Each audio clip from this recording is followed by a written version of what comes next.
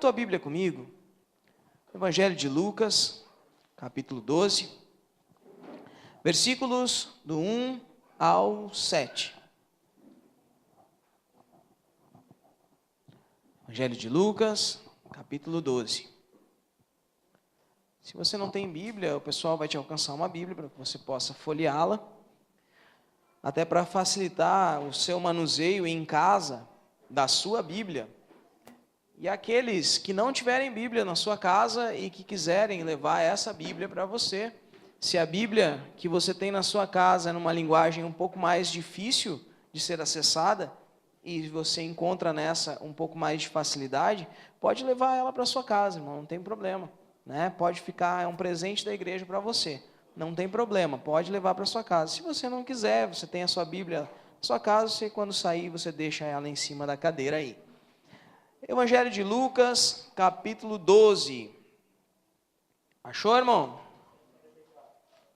894. Qual é? 894. Segundo esse senhor grisalho de respeito, né? Cláudio. Achou aí, irmão? Vamos ler? Sabe que eu recomendo para você também, irmão, que você faça o download do aplicativo da Bíblia no seu celular, porque a gente nunca sabe aonde a gente vai estar e aonde nós vamos precisar da Bíblia. Mas a gente sempre vai estar com o celular na mão, né? Então, facilita bastante. Obrigado, Camila. Facilita bastante, sempre me tira de algumas frias o aplicativo na Bíblia, no celular da Bíblia. Vamos lá? 12, capítulo 1. Diz o seguinte: milhares de pessoas se ajuntaram e de tal maneira que umas pisavam as outras. Então Jesus disse aos discípulos: cuidado com o fermento dos fariseus, isto é, com a falsidade deles. Tudo o que está coberto vai ser descoberto, e o que está escondido será conhecido. Assim, tudo o que vocês disserem na escuridão será ouvido na luz do dia, e tudo o que disserem em segredo dentro de um quarto fechado será anunciado abertamente.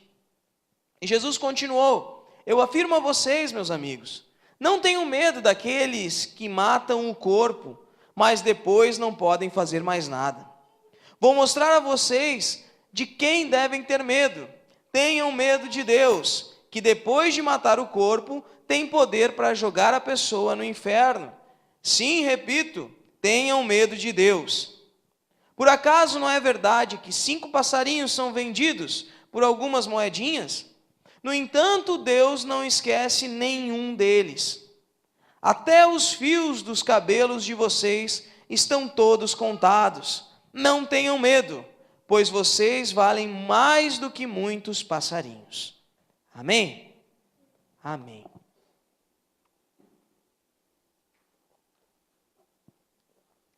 Irmão, hoje eu tive que tomar uma decisão muito importante.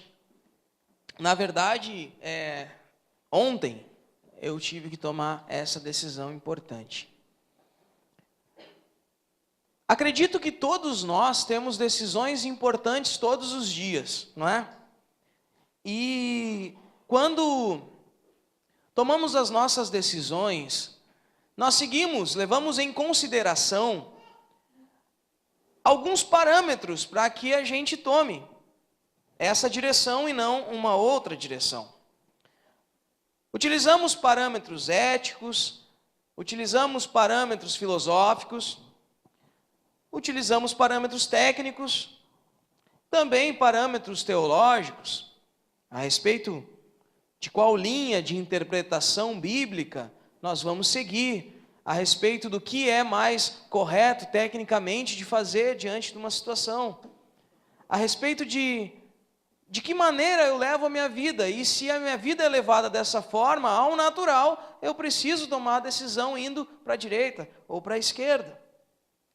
E embora essa situação seja algo complexo, eticamente deveríamos tomar a decisão dessa forma e não de uma outra forma. Porém, irmãos, não sei direito se isso se encontra em algum parâmetro, mas acredito que sirva, do que nós vamos falar hoje, acredito que sirva como um coringa, dentro de todas as nossas decisões.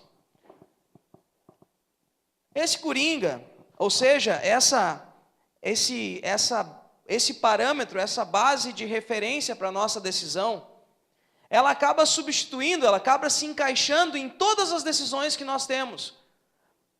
E se chama medo da consequência. O medo de estarmos errados.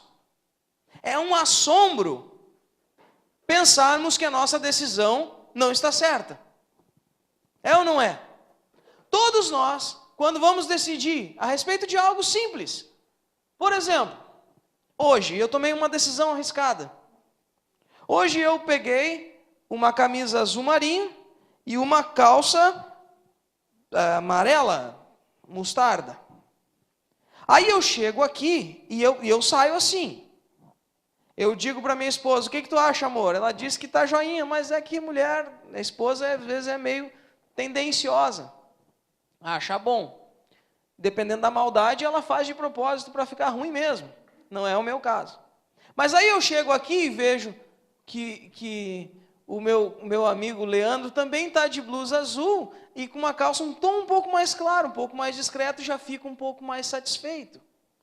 Mas aí eu vejo que a Dani, que é entendida de moda, está com uma camiseta da mesma cor da minha calça e também está com uma jaqueta jeans que também é parecida com a minha. E aí aquele medo que eu estava de sair deste jeito começa a se aliviar.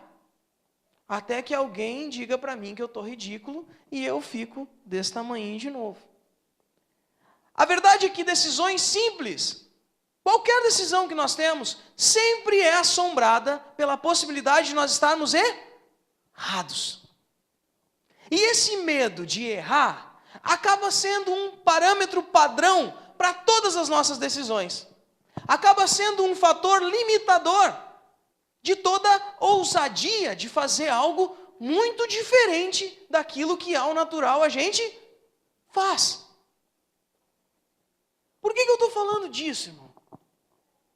Porque se esse é o fiel da balança a respeito daquilo que nós vamos fazer ou não, se o medo da consequência do erro for o motivo pelo qual eu faço ou deixo de fazer algo, eu preciso saber. Presta atenção, irmão. Voltei àquele meu velho compromisso. Lembra que eu tinha pedido uma licença para o seminário, me passei no domingo passado e hoje volto no meu compromisso de não mandar você falar nada para ninguém hoje. Então me ajude a continuar isso, irmão, né? Não fique distraído olhando para os lados e se estiver dormindo, irmão, eu vou deixar você dormir. Na hora que você roncar, a vergonha vai ser sua. Tá bom? Então assim, ó. Se eu tenho, como fiel da balança, na minha vida, nas minhas decisões, o medo de estar errado, a quem eu me recorro para saber o que é certo? Se eu tenho que decidir em fazer ou não fazer algo, isso quer dizer que, se eu fizer e estiver errado, a quem eu temo, ao que eu temo por estar errado? Pensa comigo. Quem é casado? Levanta a mão. Que momento. Aí, hoje, exemplos de família, causos de um jovem casado. Nem tão jovem, porque afinal já fazem 6 anos que eu sou casado. Hoje, isso tem sido uma rotina no nosso dia a dia, né, eu e da Jéssica. Para quem sabe, né, nós estamos numa correria aí no final da faculdade dela. E a gente passa as tardes fazendo comida, né, para o resto da semana. E porque a gente não tem tempo de fazer isso daí durante os dias, né? Na verdade, ela não tem tempo e eu não sei, né, fazer de modo satisfatório, né? O que acontece? A gente sai do DK aqui todo domingo de manhã, DK é o nosso projeto, você sabe, né? A gente sai do DK de manhã e a gente é aquele casal desagradável que 15 minutos antes de fechar o mercado resolve fazer um rancho. Sabe? Quando a gente chega no açougue, os caras estão de mangueira lavando os negócios. Eu disse, tem como tu fazer 1 quilo de bife? E o cara olha para mim e dá vontade de tocar mangueira na minha cara.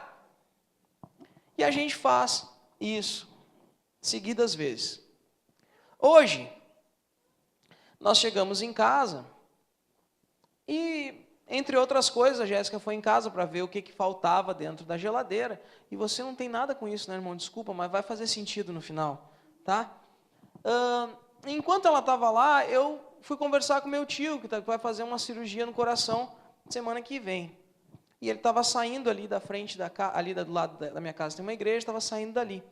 Né? E esse tio é uma referência que eu tenho, né, como cristão e tal, enfim, ele é um dos fundadores da Igreja Comunidade Cristã.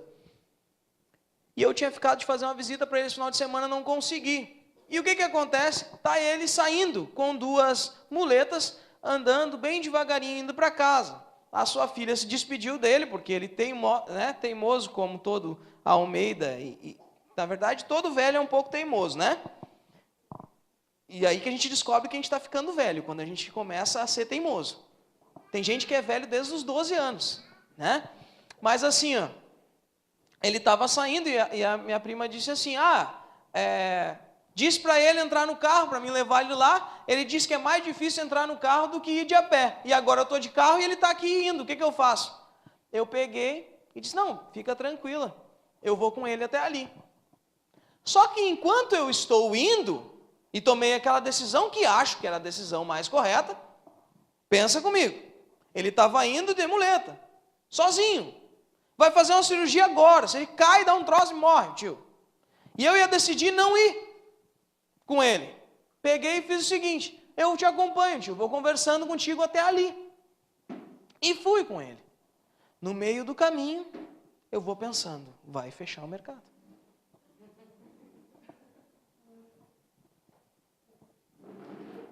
Vai fechar o mercado. Mas eu preciso ir até lá com ele. E eu pensei, agora eu tiro o celular do bolso e mando um áudio para a Jéssica. Não vou mandar. Vou indo. E ele conversando, e eu conversando com ele e tal. E fui, a casa da minha avó é perto, né? Bem pertinho. O que aconteceu? No meio do caminho eu entrei em conflito. A respeito de quem ou do que eu temo. Aquilo estava certo de eu fazer ou não? Sim ou não? Estava certo. E eu estava indo. Mas se eu chegasse em casa e nós perdesse o mercado, e não ia ter comida a semana toda, Rafa, já. E aí eu tenho que saber a quem eu temo.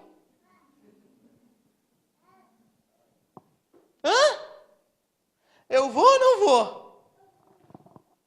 É uma brincadeira, mas é assim todo dia. Tudo é assim. Se eu vou e fico sem, a comida, ou eu vou para dentro de casa, vou para o mercado e fico pensando se aconteceu uma coisa contigo no meio do caminho ou não. E mais, eu não sei quantas vezes eu vou ter a chance de caminhar com ele até ali. Não sei quantas vezes mais eu teria essa chance. Mas eu tive que fazer essa escolha e fui com ele até lá. Quando eu voltei, estava tudo fechado. A Jéssica já tinha voltado para dentro de casa e desistido de ir no mercado. Eu disse, não sei o que nós vamos fazer. Daí contei para ela o que tinha acontecido.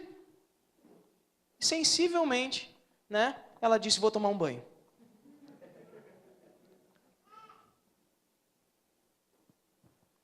Irmãos, tá tudo bem entre nós, né, amor? Inclusive, Deus está falando agora. Irmãos, a quem a gente teme na hora das nossas decisões? Tu tem medo de quê? E de quem? Com quem que tu não pode errar?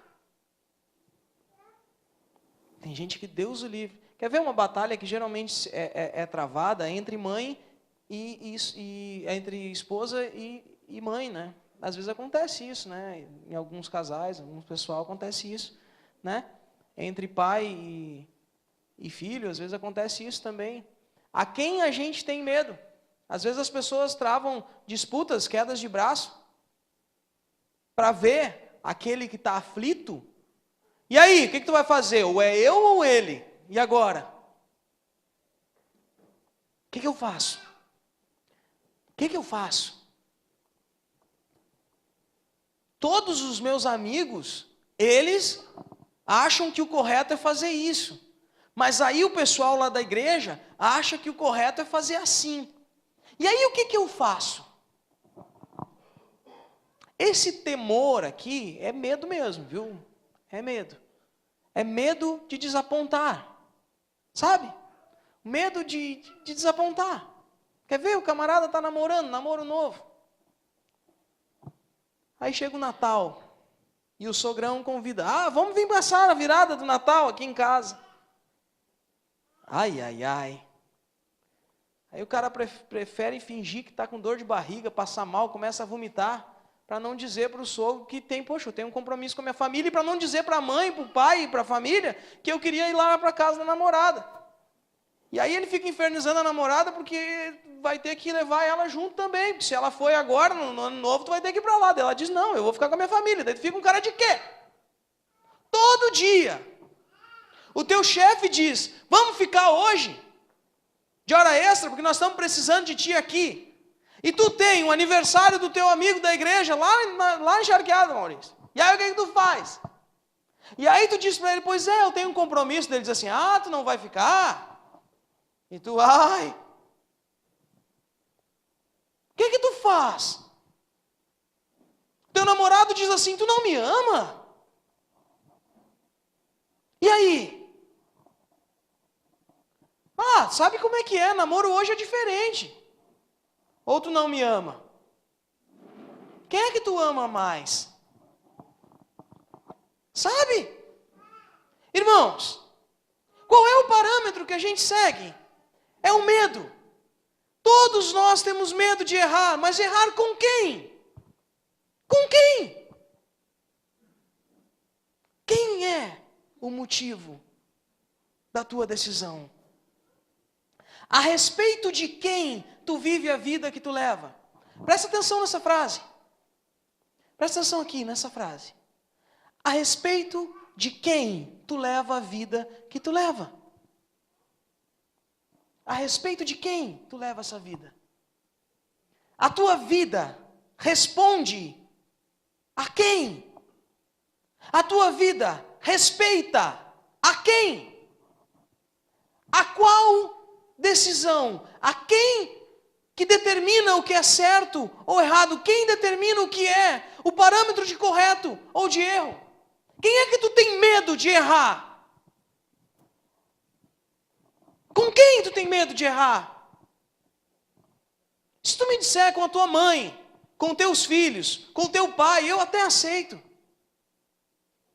Mas a maioria de nós tem medo de errar com as pessoas que podem nos dar algo em troca. Com as pessoas que a gente quer que construa uma imagem diferente de quem nós somos. Pessoas que montaram um personagem a respeito de ti. Porque tu construiu isso e tu quer sustentar isso. É essa imagem que tu te preocupa. Irmãos, o texto fala de uma vida de hipocrisia. O texto fala do fermento dos fariseus. O texto fala sobre religiosidade, ele não está falando de gente que não vive na igreja. Ele está falando de gente crente. Ele está falando de gente que já conhece a Cristo. Na verdade, aqui já conhecia a lei, o momento em que Jesus apareceu na terra. A lei representava a relação do homem com Deus. E está falando aqui de pessoas que viviam aparentemente respeitando aquelas regras. Mas ele diz, cuidado com o fermento dos fariseus. O que estava acontecendo naquela hora, irmão? Lembra? As multidões se aproximavam a ponto de de quê? Pisotear umas às outras.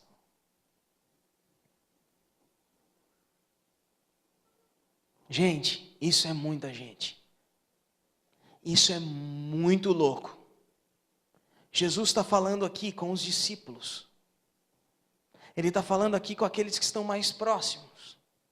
As pessoas vêm enlouquecidamente. Pensa comigo, irmão. O que é alguém se aproximar a ponto de pisotear uns dos outros? Quem é que é idolatrado assim, irmão? Eu estive vendo um documentário, um pedaço do documentário, até porque tem uns documentários que são chatos pra caramba, né? E esse até não era tanto, mas eu não tenho muita paciência disso daí. Eu estava vendo uma vez sobre os Beatles, né? E aqueles que são um pouco mais velhos aí, né? Deixa eu ver, talvez da geração do pastor Jorge, eu acho, o Ober, né? O Ober pegou, né? Um pouco, não? É mais para trás ainda, né?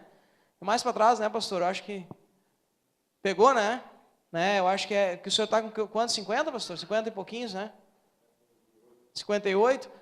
Por aí, esse pessoal dessa geração, até a gente não tem muita gente assim aqui dessa geração. A relação de idolatria que se estabeleceu na época dos Beatles foi uma loucura. Eles arrastavam multidões, as pessoas ficavam freneticamente enlouquecidos. Infelizmente, a geração um pouquinho depois, né, quem é que lembra do Menudo? Marcelão, hein? Nunca saiu da igreja, lembra do Menudo? Tá vendo? Lembra? Não levantou a mão, né, Cláudio? Não? Não levantou a mão, mas lembra. Cantar, dançar, sem parar. Deixa quieto. Eu me lembro só por causa dos karaokê, né? Lembra do karaokê? Tinha musiquinha. A Letícia, a minha irmã, que eu não vou deixar ela com vergonha agora, ela tinha um disco, né, um LP dos Menudos. E no peito, assim, de cada um dos caras, o Menudo era uma das primeiras boy bands, né, latina. Eles dançavam com uma calça colorida, sem camisa, um coletinho e uma fita amarrada na cabeça. Um dos Menudos era o Rick Martin. Rick Martin? Rick Martin. Então, eles são uns caras que já têm uns 60 anos hoje, mais ou menos.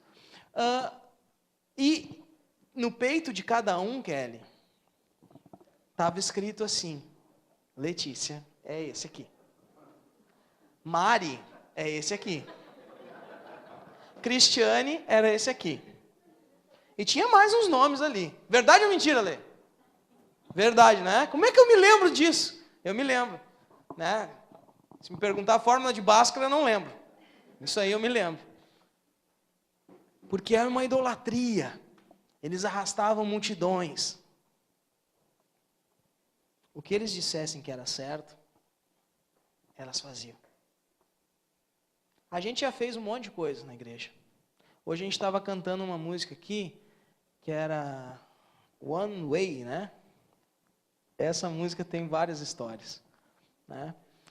Mas ela foi um marco dentro da música gospel, né? Que trouxe para nós uma referência chamada Hillsong United, né? Que é essa música que a Grazi cantou hoje, né? Que é aquela... És o único caminho para mim. O que acontece, cara? Por que eu estou falando? Eles arrastam multidões também, né? De pessoas. Nós, inclusive, fomos num show dele. Eu não entendi nada, porque eu não sei nada de inglês. Eles falaram tanta coisa, mas tinha um monte de gente que achava bom o que eles estavam falando. Então, eu também achava. Eu acredito que a maioria deles também não entendia nada, né, que eles estavam falando lá, né? O Gui estava do meu lado e me disse algumas coisas que eles estavam falando. Mas muitas outras eu acho que ele também não entendeu. Mas porque eram eles e nós achávamos eles legais, eu acho que todo mundo achava legal o que eles estavam falando lá. Multidões, pessoas que chegam a pisotear umas às outras para chegar perto de alguém. Essas pessoas trazem para dentro de nós, dentro daquele que está sendo cercado, lisonjeado por aquele movimento, a possibilidade de nos inflarmos de arrogância, de hipocrisia, de começarmos a pensar e estabelecer um personagem definido. Aqueles caras do Menudo lá, eles eram pessoas, adolescentes, caras que sensualizavam para as meninas enlouquecerem, apaixonadas por eles. Mas a metade deles eram homossexuais e não queriam nada com as meninas, mas elas estavam ali. E estavam dando muito dinheiro para eles, então importa eles manterem esse personagem. Tanto que depois de 40 anos que o cara foi dizer o que ele era. Porque ele precisava manter aquele rótulo, aquela aparência. Jesus está dizendo aqui, cuidado com o fermento dos fariseus. Cuidado com a mistura que te torna maior do que de fato tu é. Porque a religião faz isso com a gente. A religião faz isso com a gente. Tu começa a vir na igreja agora, Jéssica. Tu começa a vir na igreja agora, Bruna. E o que acontece? As pessoas começam a achar que a gente é perfeito. Porque a gente vem na igreja. E aí a gente começa a achar isso trimassa. Daí as pessoas dizem assim, não, desculpa. Não, vamos falar isso perto da Bruna. Por quê? Porque ela é da igreja. Vai. E tu começa a achar, pô, eu não estou me vendo livre desses assuntos que não me interessam mesmo. Que coisa boa. E aí as pessoas começam a pensar assim, não. Vamos respeitar o sorriso aí, cara. O cara é da igreja, nem vamos trazer bebida hoje. Daí o cara diz, pô, que legal, os caras acham que eu sou crente. Que tri. Só que amanhã, quando tu tá pé da vida, brabo com alguma coisa, tu vai pensar assim, pô, mas por que isso daí? E daí tu vai pensar assim, não. Se eles descobrir que eu fico brabo, se eles descobrir que eu falo palavrão, se eles descobrir que as coisas são desse jeito, eu vou perder toda essa moral que agora eu tenho. Então o que eu faço, William? É o seguinte, ó, a gente se quebra a pau em casa. Mas na rua ninguém pode saber de nada. E chega, bacana, somos crente. Amor, vamos lá. Serve a comida, bota na mesa. Ô fulano, tá pronta a comida? Sai desse videogame aí que eu não aguento mais. Já esquentei 3 vezes a comida. Tá, aquela lasanha bonita, bacana, botou até uns tomatinhos em cima, derretida, né, gratinado. Bacana. Vem de uma vez. Aí o cara senta assim. Não, bota a mão ainda. Espera aí, traz a Coca-Cola. Vamos tirar uma foto para postar.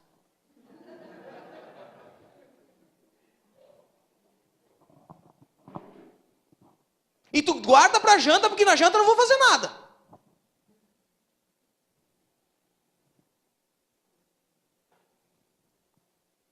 Mas isso acontece em outros lugares. Acontece em outros lugares. O que esse texto está dizendo? Aquilo que você faz escondido vai ser revelado na... Onde?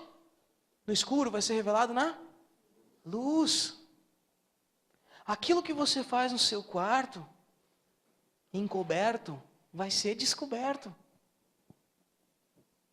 Daí o cara pensa, poxa vida, nós estamos em um momento em que é o momento das telas, né? É muita tela. É tela do celular, é computador, é a TV, e Smart TV, e YouTube, e como é que é, o Instagram, e um monte de coisa, é foto, videozinho, tudo está postando. Hoje, eu até coloquei no grupo da igreja lá uma live de uma igreja que eu acho legal, uma pregação, e eu disse, que surpreendente isso. Isso seria uma coisa legal da gente fazer futuramente, né? Porque, inclusive, vem pouca gente no culto, né? As pessoas, de certo, estão em casa louco para ter uma live para ver, né? Deve ser. Se tiver hoje, por exemplo, entre a live e o jogo do Grêmio, vão olhar a live do culto, não é? Mas, Bob, estão deixando de ver esse louvor aqui para estar olhando o jogo do Grêmio? Pode ser. Não, mas isso não acontece nessa igreja, nas outras. Mas o que acontece nesse tempo de telas? Imagina, irmão. Imagina, eu já falei isso. Imagina se você, tudo que você pensasse ou que você fizesse, fosse publicado, mas sem filtro. Sem filtro. Sabe quando tu acorda com aquela cara de Walking Dead? Daí tá passando já, tu fazendo aquela make, né? Só que não tem aquela edição que é depois de ter passado aquela base primeiro. Não. É com aquela cara do vampiro. Como é que era o vampiro, aquele do Chico Anísio? O vampiro brasileiro, você lembra? Estão tudo. Como é que é? Revela a nossa idade para todo mundo, Kelly. O Beto Carneiro, só a Kelly sabia, né? Tem um negócio que é de sangue, né? Tem coisa que só eu e a Kelly via, né?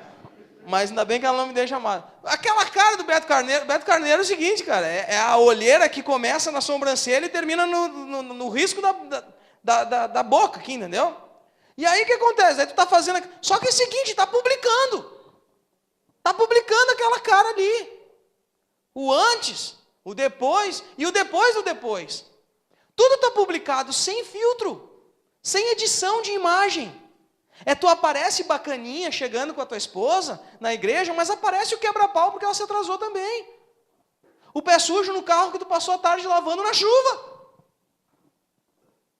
Aparece o quebra-pau. E aí eu começo a pensar, poxa, o que é melhor? Se está publicando desde a minha saída brabo fazendo uma cena, até chegar aqui com essa cara deslavada, era melhor que ninguém soubesse o que eu fiz lá e o que eu estou fazendo aqui. É ou não é? Pensa comigo se tudo fosse registrado, com possibilidade de voltar atrás para mostrar e de ir lá para frente no futuro. Tipo o clique, lembra? Onde é que você estava nessa hora?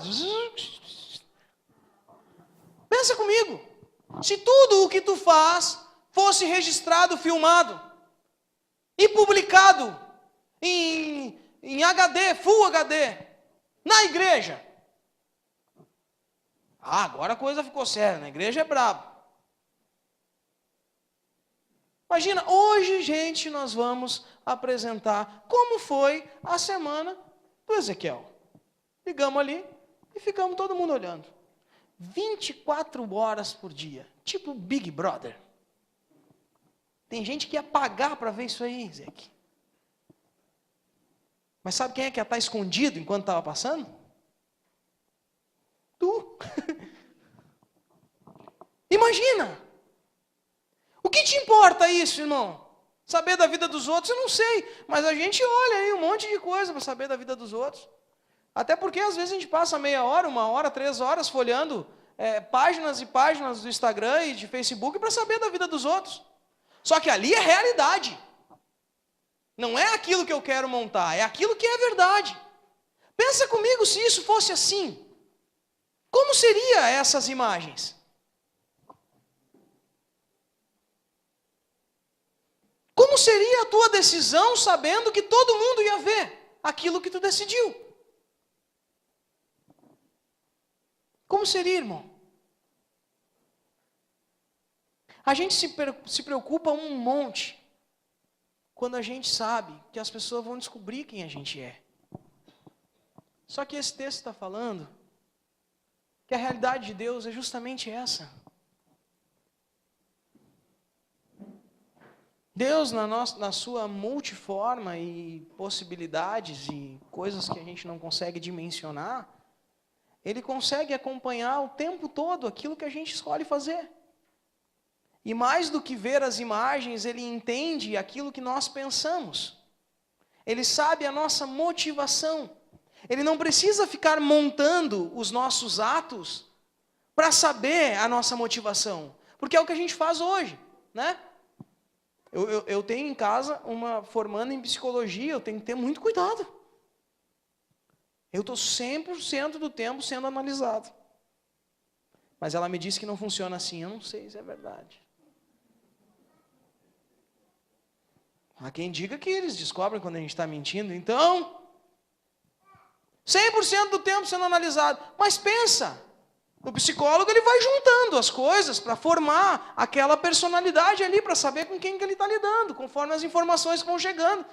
O pastor, o amigo, ele acompanha os teus atos para saber mais ou menos o teu caráter. E assim a gente vai montando, e conforme o tempo, a convivência, a gente sabe com quem a gente está lidando, sim ou não? Mas Deus, no primeiro momento que Ele bota os olhos em ti, Ele sabe de onde tu veio, sabe quem são os teus pais, sabem o que formou você, sabe tudo o que tu passou antes e o que tu vai passar depois, e principalmente, Ele sabe qual a tua motivação. Aí derruba todo mundo do cavalo. Imagina que tivesse só duas opções, egoísmo e amor, mas tivesse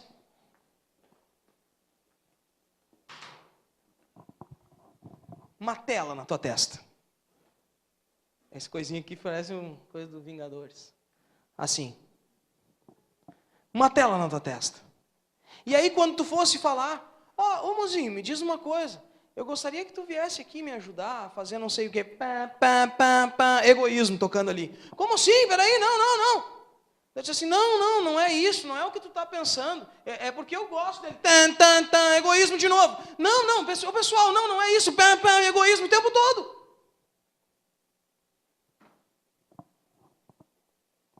O tempo todo.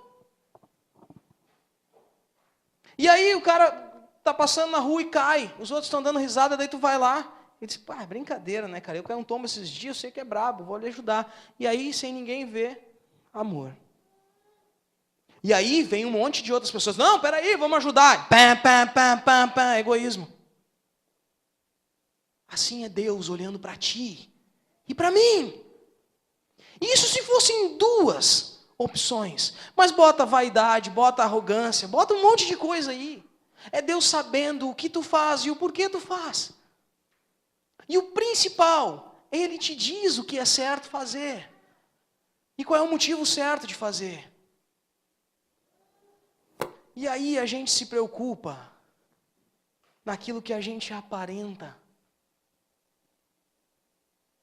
Porque quando eu digo assim, tudo que está coberto vai ser descoberto. Tudo que é feito no escuro vai ser revelado na luz. Aquilo que você faz escondido no seu quarto, todo mundo vai saber. Todo mundo vai saber. Você fica preocupado com isso.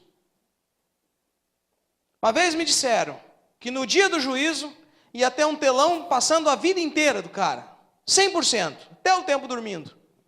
Inclusive os sonhos.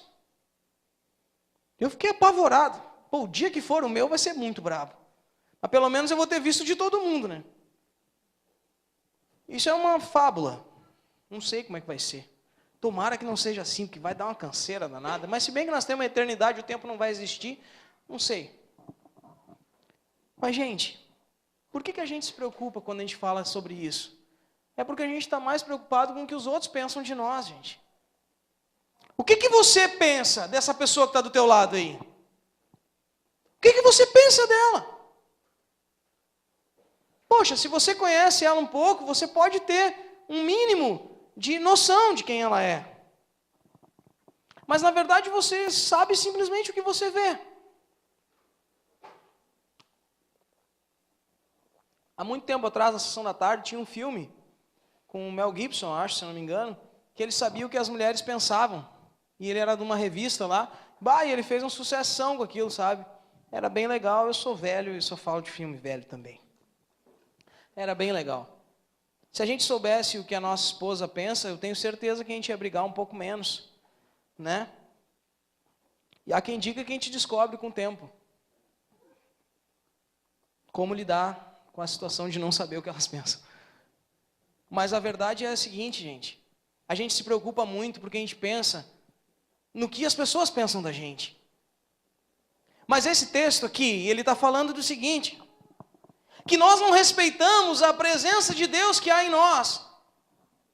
Você é crente, irmão, ou não é?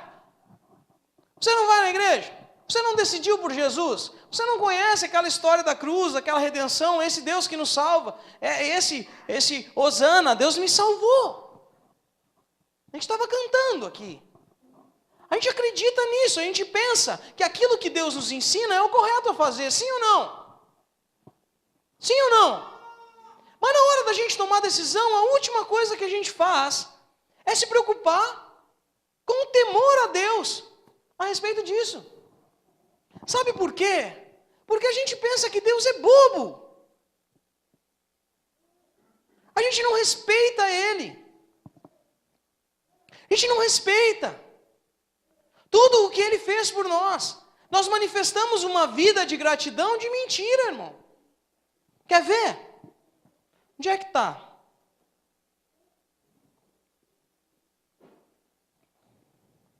Se a gente tem que fazer algo que agrada a Deus e não fazer o que agrada aos homens, inclusive a ti mesmo, qual é a nossa postura? A gente tenta viver representando, irmão, que fazemos, que somos importantes, que nos importamos com as coisas. Mas pensa comigo, no mais íntimo, nós pensamos assim, será que essa roupa ela é velha o suficiente para mim doar? Será que realmente eu não vou querer mais usar isso? Faz 8 anos que eu tenho essa camiseta, tá com a gola desse tamanho, mas eu gosto. Será que eu dou? Será que ela é velha o suficiente para mim dar para alguém? Não, mas eu me importo. Mas será que ela é velha o suficiente para mim doar? A gente compra o feijão da promoção para dar. Tem promoção do feijão, pessoal. Vamos comprar o feijão na promoção para dar. Mas tu compra o teu namorado, não é tu comprar o teu namorado, né? O feijão namorado, selecionado, não sei o quê, para ele estragar dentro do teu freezer e enganar o teu marido achando que é sorvete. Mas ele está estragando lá dentro. O teu feijão selecionado, de R$7 o quilo, ele está estragando na tua geladeira, mas na hora de dar para os outros, tu compra o da promoção de R$3,90. Mas a gente se importa, não é?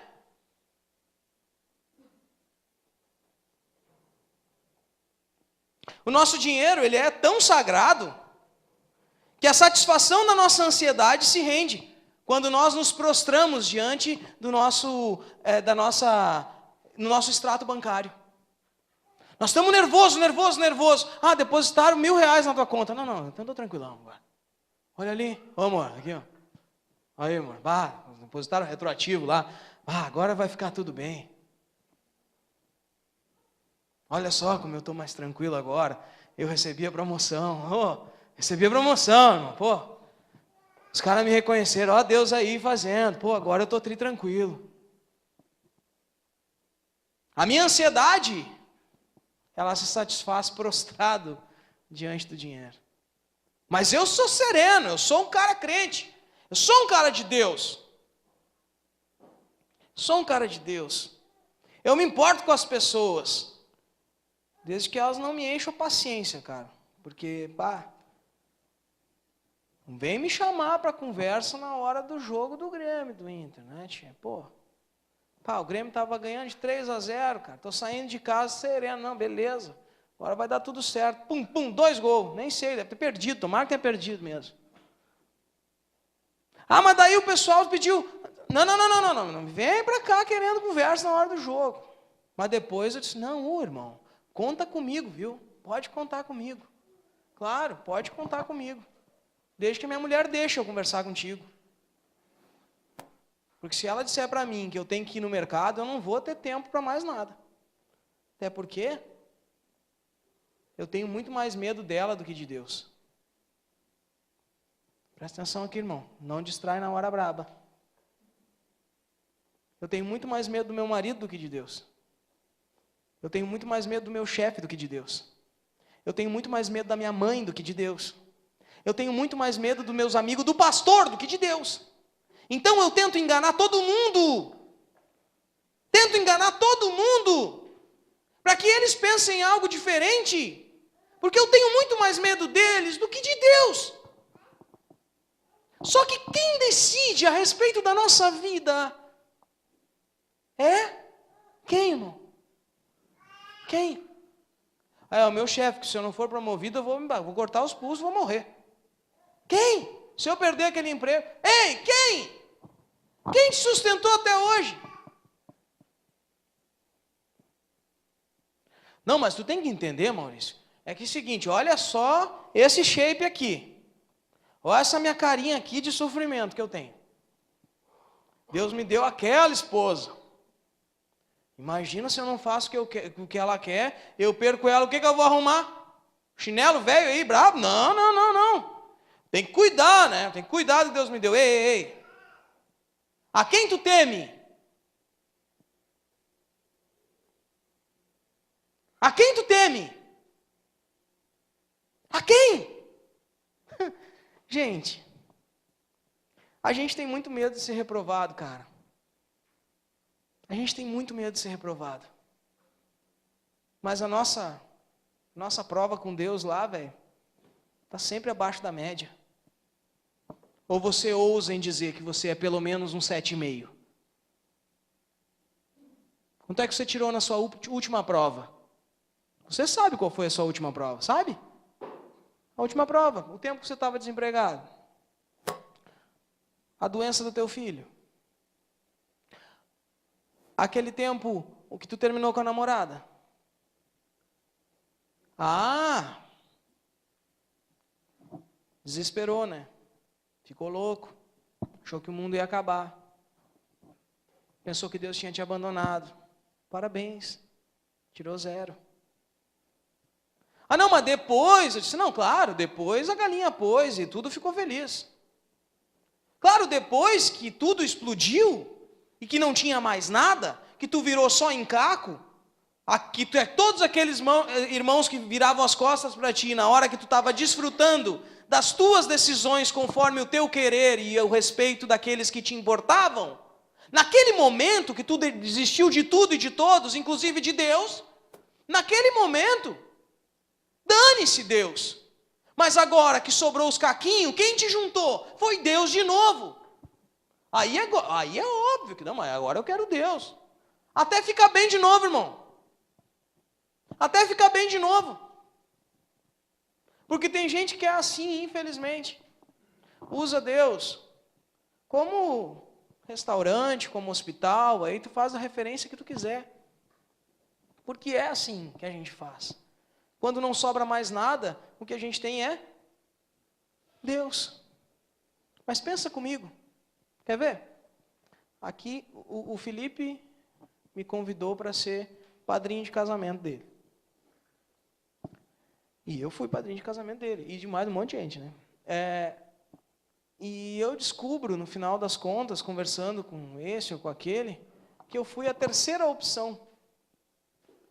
Que ele me escolheu por causa que o fulano não quis, o outro foi viajar, não ia poder estar aqui, e aí eu entrei. Como é que você encararia isso, irmão?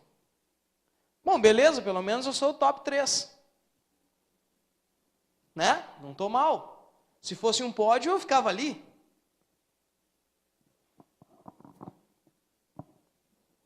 Aí, você se desespera, você xinga a tua mãe, xinga o teu pai, o namorado já não presta mais. Na igreja você não quer mais saber de nada, porque tudo deu errado. O bicho está pegando, você tenta fazer um empréstimo no banco, você enlouquece. Você tenta vender tudo dentro de casa para depois dizer para Deus, Deus, por que eu estou passando por isso? Terceira, quarta, quinta, sexta opção.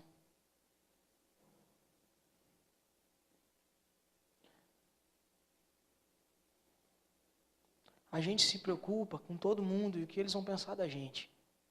Quando a gente fala que vai ter uma tela mostrando a nossa vida, quando a gente fala que tudo vai ser descoberto, a gente pensa, poxa, Deus vai fazer fofoca da nossa vida para todo mundo. Não, tudo está descoberto porque Cristo veio. E o véu que separava já não separa mais. É revelado diante dos homens, aqueles que manifestam a gloriosa natureza de Deus. Você é especulado dia após dia por todos aqueles que anseiam a manifestação dos filhos de Deus. O que você vai fazer com essa informação, irmão? Essa não é uma informação que Deus está te chantageando, te dizendo, ó, mozinho, abre o olho, hein? Enquanto tu está lá no quartel, nós estamos filmando tudo aqui, ó. Se tu ficou bravo, xingou lá o cara, ficou preso, fez um bolo, não, vai todo mundo saber. Daí o cara assim, não, está todo mundo sabendo. Não, Deus está vendo o tempo todo. O tempo todo Deus está vendo que tu opta por outras coisas e não por Ele. Deus o tempo inteiro sabe que tu tem essa carranca aí de crente. Mas na verdade, irmão, quando o bicho pega, sabe? Quem é que tem grupo de futebol aí dos homens? Aí? Pode ter as meninas, grupo de futebol dos amigos. Levanta a mão aí, irmão. Levanta a mão, grupo de futebol, tem? Grupo de amigos que não são da igreja, tem não? Daí eles mandam aquela sem vergonhicezinha. Hã?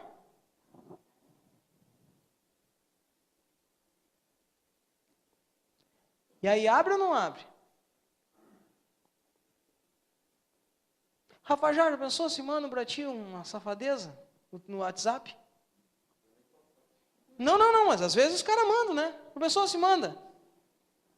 E aí, abrimos ou não? Não. Não pode ver essa barbaridade. Vai botar ela no pecado? O que é isso? Não, eu mostro para ela, eu não olho. Que isso? Sem vergonhice pura. Lá do pessoal, lá do Janice, hein? Daí bota a safadezinha lá. Abre ou não abre? Aí tem que saber por que tu não abre. Tu não abre porque tu tem medo da tua mulher descobrir que tu abriu? Ou porque um homem de respeito de Deus não deve se alegrar com a desgraça de quem está fazendo aquelas coisas ali para ganhar dinheiro? Por que a gente não abre? Deus o livre, imagina o celular do pastor cheio de putaria. Que eu tenho medo que descubram. Ou porque eu tenho uma relação com Deus que é afetada pelo pecado e que eu repulso. O que me faz? O temor a quem? A quem? Porque tem cara que diz assim, não, eu tranquilo, sou solteiro. Imagina se é a tua mãe que está lá fazendo vídeo pornográfico. Se é a tua irmã. Joia, né? Bacana. Mas falando de pornografia, uma coisa que é difícil, porque aqui não tem ninguém que assiste essas coisas. Mas imagina aqueles vídeos de tortura, né? Eu tenho lá no meu serviço, o pessoal gosta de ver vídeo de tortura. Tortura de preso, tortura de umas coisas assim. É brabo, tem umas pessoas que gostam dessas coisas. Mas imagina se é o teu irmão, teu pai, que está preso sendo torturado. Aí você não ia gostar. Sabe? Eu quero dizer para você, irmão, que aquilo que a gente faz, sabe quando a gente sai dizendo, peguei a fulana, peguei a ciclana, quando deixa eu ver, 5, 6 anos atrás, logo no que começou o WhatsApp, eu acho, né, um pouquinho mais atrás talvez, rodou por charqueadas inteiras uma série de fotos de várias guriazinhas daqui, da nossa cidade, pelada, que elas mandavam umas para as outras, sabe? Tinha cara que tinha coleção, que nem coleciona figurinha, coleção das fotos das gurias. Até que a foto de um amigo nosso lá da igreja, da filha de um amigo nosso lá da igreja, apareceu naquele meio. E aí a gente descobriu, através dos irmãos da igreja, da gurizadinha da igreja, que aquilo lá estava acontecendo. Que daí o cara disse, olha que horror, a filha do fulano. Tá, peraí, mas tem mais de 50 gurias diferentes aqui, agora porque apareceu a filha do crente, aí tu vai falar. As outras não têm pai. As outras não têm família. Mas o importante é nós. É que aparece. E agora? A gente não se preocupa. A gente está preocupado com o que os outros vão pensar. Mas a gente não se preocupa no que Deus pensa a respeito disso. A gente teme aos outros. A gente não teme a Deus. Esse texto, ele é um texto muito rico. E nós vamos conversar sobre esses textos durante alguns dias, irmão. Mas a grande verdade, indo para o final da mensagem agora, é que a gente erra o tempo todo. Desde o jardim, o erro faz parte do nosso dia a dia. A falha com as pessoas, a falha nos levando a esse tipo de constrangimento, que a gente fala isso daí, o cara começa a ficar fazendo de conta que está com sono, começa a dar várias coisas, sabe? Mas a verdade, cara, é que o pecado, o erro, essa falha, que só é arrependida na hora que é revelada, sabe? Porque é fácil se arrepender, eu falei isso semana passada, é fácil se arrepender depois que desmoronou. Enquanto ninguém sabe, não aconteceu. Quando todo mundo descobre, agora me arrependi. Óbvio, né, cara? Óbvio. Quando tua mulher não sabe que tu traiu ela, tu não fez nada. Depois que ela descobre, estou tão arrependido, amor. Claro. Quero ver enquanto tá bem chegar para ela e dizer assim, amor, tem que te falar uma coisa. fiz isso. Isso pode acabar com o teu casamento, mas se tu está arrependido, tu faz na hora que tu está arrependido. Calma. Vamos conversar, não faça isso hoje. Vamos conversar antes. Uma vez, não vou falar isso, deixa quieto. Uma vez o cara viu uma pregação assim, e tinha tido umas experiências no quartel, que nem era casado, né? Fez umas coisas bem estranhas lá. Não é o mozinho, isso aí é coisa de 10 anos atrás. Ô mozinho. Não era nem no quartel, era na marinha. Era na marinha. E aí ele viu uma mensagem dizendo que tinha contado tudo para a mulher. Ele chegou para a mulher e contou tudo para ela. É que nós estávamos no barco. Meu Deus do céu. Separou. Perdeu o casamento. Depois disse, agora tu vai lá nesse pastor que falou na televisão que era para tu contar isso aí tudo para ela. Ele disse, para ele, terminou teu casamento. Então assim, calma, amor. O que acontece, irmão? A gente, quase sempre a gente está errado, sabe? Quase sempre a gente faz tudo errado. Esse monte de coisa que eu falei aqui, isso é um chapéu que nós tocamos para cima, e é que nem o buquê de casamento da Amanda lá, né? Quem estava no casamento sabe, né? Usa os cotovelos. Pá, é meu! Ah, vai dar certo, Camila. Em nome de Jesus. Né? Até porque a Laura tem um pouco mais de tempo para isso, não é? Vai ficar aqui. Mas a Camila foi esperta, ela levou uma nota de 50 junto com ela. Né? E quando o bicho estava pegando, ela disse assim, Laura, aqui. Laura, não, tá tranquilo. Entendeu? Pega aqui. Ó. Gente, quando a gente fala desses assuntos, a gente toca para cima, deixa todo mundo um pouco constrangido. Porque isso é uma realidade que vive dentro de quem nós somos. Esse fato da gente negar a Deus e preferir todo o resto faz parte da natureza pecadora, humana, da nossa humanidade. Faz parte nós fazermos isso. Então isso é um tipo de coisa que tu toca para cima e todo mundo fica nervoso, constrangido e começa a se sentir até mal com esse tipo de mensagem. Mas eu quero dizer para vocês que isso aqui não é para deixar você mal. Quase sempre a gente está errado. Só que diante do nosso erro, é que a gente tem que escolher para que lado nós vamos disparar essa agonia de saber que está errado. Lá em casa, cadê a Jéssica? Saiu? Ainda bem. Lá em casa, quando a gente está no calor de alguma decisão e alguma discussão, a Jéssica faz assim para mim. Isso é um lema que ela tinha para a vida, mas Deus tem transformado. Cadê ela? Será que ela já vem vindo? Não que eu tenha temor, né? É o respeito. Mas, gente, ela sempre dizia assim para mim assim, amor, tem que entender que é o seguinte, é maior do que eu. Nunca admita. Nunca admita. A gente, quando a gente é pego num erro, quando a gente está errando, quando a gente fez errado, ufa, não é ela. Eu faço isso aqui, é tudo brincadeira, viu? Sabe que não é assim. É verdade, não é assim. Esse é um dos lemas da maioria de nós. Morre, mas não admite que está errado. Porque a gente, quando erra, a gente toma a gente tem dois caminhos. Ou a gente se arrepende e apresenta frutos de arrependimento. Calma, Rafa, vamos conversar em casa, porque senão pode dar problema. O Rafa começou a olhar para ela, não, mas eu admito. Não, calma, Deus o livre. Calma, o sorriso fica de sobreaviso aí. Né? Sabe, a gente tem dois caminhos. Ou a gente se arrepende e começa a apresentar frutos de arrependimento. Ou a gente nunca admite. E fica empurrando com a barriga, e a pessoa vai olhar para nós, e por misericórdia, ela vai dizer assim, tomara um dia ela admitir. Porque está na cara que está errado. Porque quando a gente está diante de Deus, tudo que é coberto é descoberto. Hoje é dia de revelação. Você está com uma cara de tacho. Porque parece que a gente tirou o cobertor de cima da tua vida e está mostrando coisas que a gente faz. Ou quem não comprou o mais barato para dar para alguém?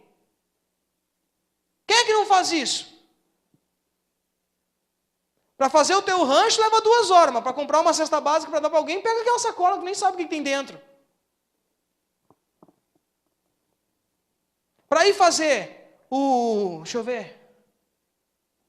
Para comprar a tua roupa para ir na festa, tu vai em todas as lojas da cidade e vê tudo como é que fica. Mas agora para doar uma roupa para alguém, faz o seguinte, compra ali no Lebes alguma coisa. Ô fulana, pega lá para mim, para me dar para fulana ali. Ele não tem que se preocupar se combina ou não, até porque cavalo dado não se olha os... Tá, mas e por que eu faço? Por que eu faço? Por que eu faço? Vamos pensar, gente. Isso é uma coisa que pega todo mundo. Todo mundo sabia na época que nós doávamos feijão, cara, qual era o feijão mais barato e qual era o dia que tinha feijão barato para comprar. Mas eu quero ver quem é que comia aquele feijão em casa. Nem sei se era bom ou se era ruim.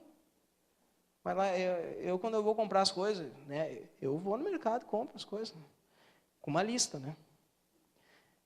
Se identificou, né, Lipe? Porque o homem tem que ter uma lista, porque senão a gente compra tudo que a gente não precisa e o que precisa a gente não compra. Né? Hoje eu fiz isso correndo. Comprei até Sazon, mas não comprei nada para botar Sazon. Fiz mesmo. Acho que ela nem viu ainda as sacolas. Mas assim, não, ela fez comida, eu que não vi o que ela reagiu, mas tudo bem. A gente faz isso, toda hora. Mas o que a gente vai fazer a partir de agora, que a gente é revelado, cara? O que a gente vai fazer a partir de agora? A gente vai no mercado, é o que eu estava falando, quando eu não sei o que é bom, o que não é, eu penso assim, não vou comprar o mais barato, porque não deve ser muito bom. Eu vou comprar, também não vou comprar o mais caro, porque eu também não estou rasgando dinheiro. Eu vou comprar o que está mais ou menos no meio do caminho, não é? Mas se eu sei que alguma coisa é boa, eu compro mesmo que seja caro. Ou não é? Pensa comigo.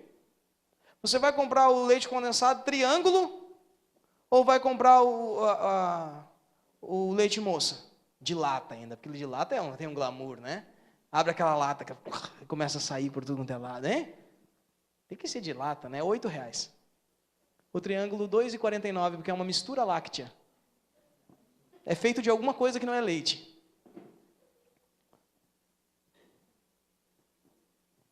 Mas aí para você comer em casa, o seu negrinho que você faz, você compra leite moça.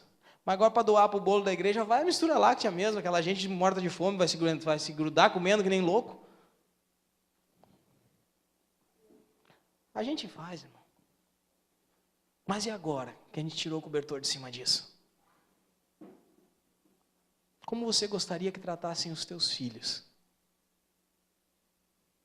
Hoje as crianças do DK comeram salada de fruta com sorvete.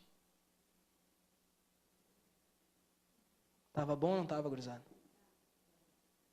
Lá no colégio eles dão bolacha Maria com leite e um pouquinho de café e aquela nata que vem por cima para deixar bacana. Mas eles estão comendo de graça mesmo, eles têm que comer qualquer coisa. Mas aí o teu filho não, teu filho leva merendinha. Aí eu sou velho mesmo. Como é que é? Mirabel. A mãe comprava no mercado da frente do Henri,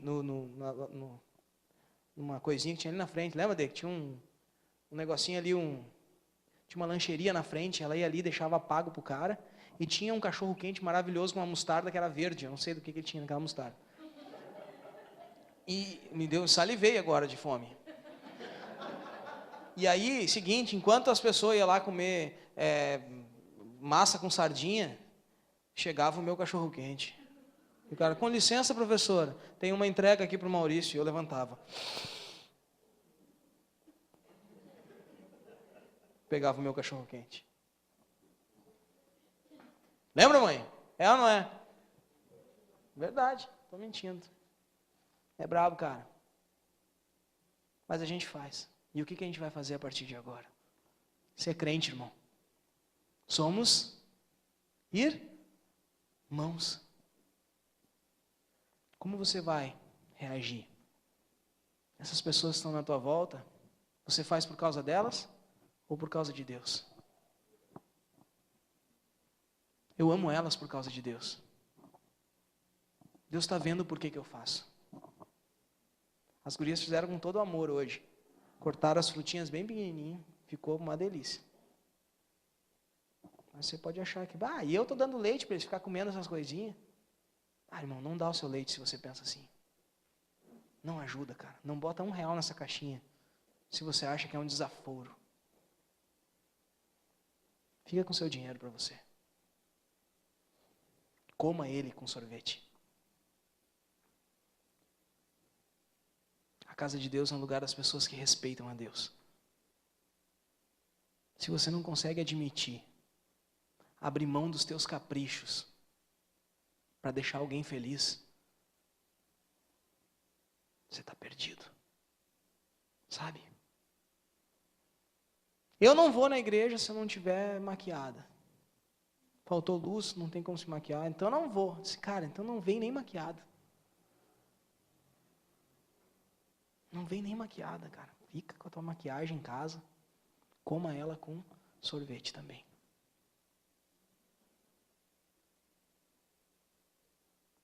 É brabo, cara. A gente está aqui porque a gente se importa com o quê? O que adianta, louco, você ganhar um monte de dinheiro e amanhã você vai morrer? Para quem que vai ficar? Fica ansioso, fica preocupado. O que a gente está fazendo? Nós vamos falar sobre todos esses textos, que estão tudo no capítulo 12, nos próximos dias. Se você não gostou disso, irmão, fique em casa e coma sorvete. Mas eu quero te dizer, aqui não tem quebra-sol, é luz direto no olho, sem óculos escuro. E vamos ver do que tu é feito. Né? Não posso te enrolar aqui e dizer que Deus não sabe a sacanagem que você vive. Mas, ou você admite e experimenta uma ótima vida, até porque, se até os passarinhos, que valem algumas moedinhas, são importantes para Deus, não tenha medo, até os teus fios, os poucos fios, que hoje eu estou solitário aqui com a minha calvície, né? Até os poucos fios que estão me deixando aqui pela entrada da direita e pela saída da esquerda, os teus fios dos meus cabelos são contados. Inclusive, quanto tempo eles vão levar para permanecer aqui, depois que eles vão me abandonar? Se até os fios de cabelo são contados, a gente vale muito mais que passarinho. Então a gente não pode ter medo desse mundo, mas a gente tem que temer a Deus, porque Ele é bom e Ele quer cuidar da gente. Esse plano vai dar certo, irmão. Esse plano de Deus vai dar certo. Essa vida na luz, ela é muito mais legal. A minha cunhada fez uma tatuagem escrita assim, seja luz. E eu disse para ela, o máximo que eu posso conseguir é refletir a luz. Quem eu era diminua e que tu cresças mais em mim. Identidade de amor.